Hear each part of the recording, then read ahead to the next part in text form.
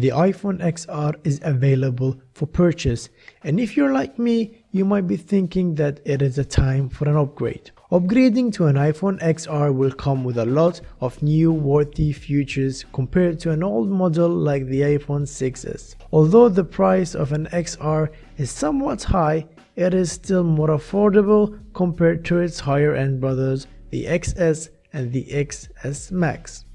I have had my iPhone 6s since it came out, and the reason I decided to not upgrade was the high price of every new iPhone. But with the iPhone XR, it might be still expensive, but the price from my point of view was good enough for an upgrade. Not to mention all these fun colors they come with, which are really cool.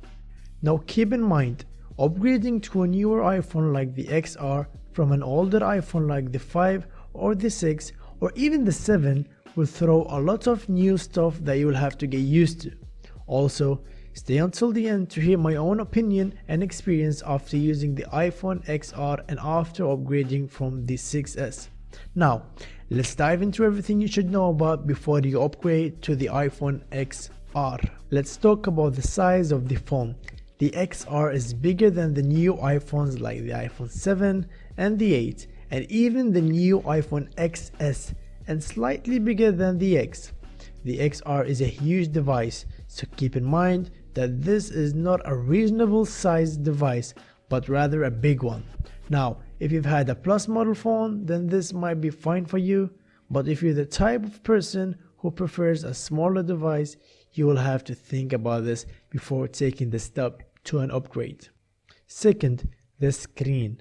Now, the phone might look or feel larger than a Plus model, but the XR screen has a 6.1-inch LCD display, which is larger than 5.5-inch LCD displays on the older Plus devices. But it is still smaller than the iPhone XS Max, which has a killer 6.5-inch OLED display. Not to mention, the XR has a bezel-less design, which feels and looks amazing. Next in the list is the fact that it has no home button or any fingerprint sensors. This might be the biggest change if you're coming from an older phone model. You'll have to get used to all the new gestures and all that.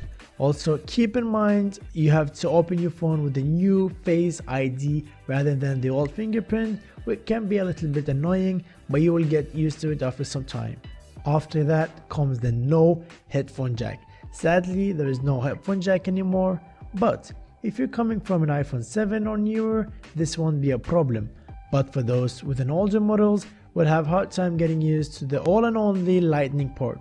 In the box, you'll get earbuds that are enabled to work with the lightning port, but keep in mind, there is no adapter for your old headphones, which you will have to buy separately either from Apple or somewhere out there. Which means saying goodbye to listening to music and charging your phone at the same time, unless you plan on buying wireless charging or the adapters which would enable both. The iPhone XR has wireless charging built in, although it's not a big plus, but for those who love wireless charging, get ready to buy an extra accessory for that. Now, wireless charging was introduced in the iPhone 8 and the 8 Plus and the X, so all the devices has no wireless charging. Big factor to upgrade is the camera. The camera was my biggest reasons why I upgraded. The iPhone XR camera is as good as the high-end iPhones like the X, XS and the XS Max, in a more affordable price and maybe fewer lenses. If you're using an iPhone 6s, then you will notice the difference. I will include some pictures from both phones at the end of this video so you guys can compare. Let's not forget about the battery. Now, the battery life on this device is amazing. I can get around 8 hours of using all my social media apps, playing some games, and even listening to music. I just love how much I can use the phone without having to charge it like I used to do with the iPhone 6s. The last thing to mention is the performance. Now, the XR comes with a Monster 812 Bionic chip, and this chip is an absolute killer. Now, comparing the 812 to the A9 and the 6s, you can definitely feel the difference, no doubt. Also, not to forget, the XR features a 3GB RAM, while the 6s features only 2GB RAMs, which means that this will give you some more notable improvements in multitasking performance. If you've made it this far, then thank you. Anyways, now from my point of view, I would say if you have the cash to upgrade to an XR, do that. It's definitely a go. But if you don't have the cash, then it's completely fine. But if you have even more cash, then I would say go for the XS Max for the bigger screen or the XS for the smaller screen.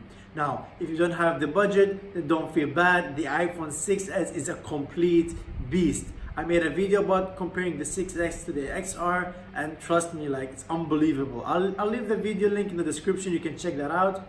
Anyway, so as I said before, the 6S, came out with some other models at the same year. Comparing the 6S to other devices like Samsung that came out in the same year, the 6S is definitely better than all of these. So don't feel bad for not being able to upgrade to an XR. It's not that big of a difference, maybe in some aspects, but like no budget, no worries.